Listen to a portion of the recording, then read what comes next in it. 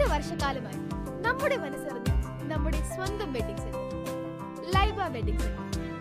വില വളരെ കുറവാണ്. Laiba wedding centre, Pookkottumpadam, Wandoor, Karuvarakundu.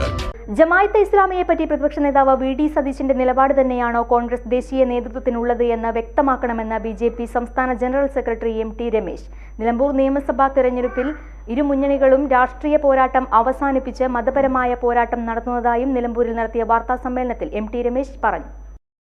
നിലമ്പൂരിൽ രാഷ്ട്രീയ വിഷയങ്ങൾ ചർച്ച ചെയ്യാൻ എൽ.ഡി.എഫും യു.ഡി.എഫും തയ്യാറാവുന്നില്ല.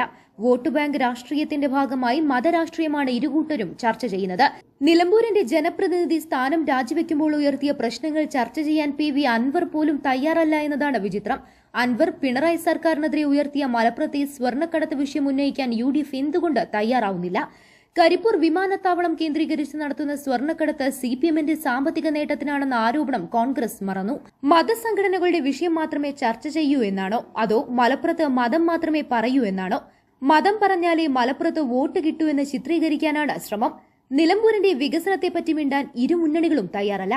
ആ വിഷയം വന്നാൽ രണ്ടു കൂട്ടരും പ്രതിക്കൂട്ടിലാവും. അതുകൊണ്ടാണ് തെരഞ്ഞെടുപ്പ് പ്രചാരണത്തിൽ മതരാഷ്ട്രീയം കൊണ്ടുവരാൻ തീരുമാനിച്ചത്. CPM secretary MV. ഗോവിന്ദൻ പറഞ്ഞത് പഴയ PDP അല്ല, പുതിയ PDP എന്നാണ്. ഗോവിന്ദൻ മാഷിന് മാറ്റം വന്നിട്ടുണ്ടാവാം, പക്ഷേ PDPക്ക് മാറ്റം വന്നെന്ന് പൊതുസമൂഹത്തിന് അറിയില്ല.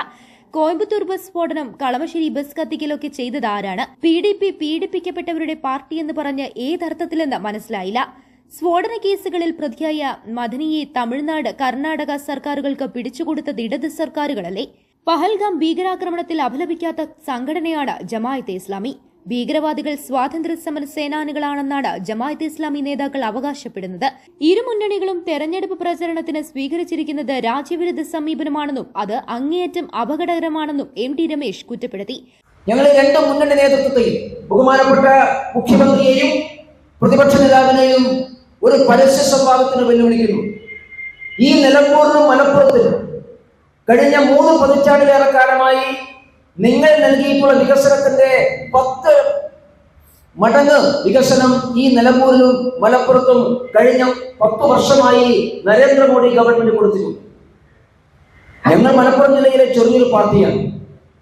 ഞങ്ങൾക്ക് ഈ മലപ്പുറം ജില്ലയിൽ നിന്ന് രാഷ്ട്രീയമായ വിജയങ്ങളൊന്നും ഉണ്ടാക്കാൻ സാധിച്ചിട്ടില്ല. പക്ഷെ ഈ ജില്ലയ്ക്ക് കേരളത്തിലെ ഏത് ജില്ല നിങ്ങൾ പരിശോധിച്ചാലും ആ ജില്ലയേക്കാൾ കൂടുതൽ കേന്ദ്ര സഹായം കിട്ടിയിട്ടുള്ളത് മലപ്പുറം ജില്ലക്കാണ്. കേന്ദ്രാവിഷ്കൃത പദ്ധതികൾ ഏറ്റവും കൂടുതൽ വന്നിട്ടുള്ളത് മലപ്പുറം ജില്ലയിലാണ്. വിദ്യാഭ്യാസ രംഗത്തും ആരോഗ്യ രംഗത്തും അടിസ്ഥാന സൗകര്യ മേഖലയിലും ഏറ്റവും കൂടുതൽ പണം നിക്ഷേപിക്കപ്പെട്ട ജില്ല അത് മലപ്പുറം ജില്ലയാണ്. ആ പണം നിക്ഷേപിച്ചത് LDFും UDFും അല്ല, നരേന്ദ്രമോദി ഗവൺമെന്റ്.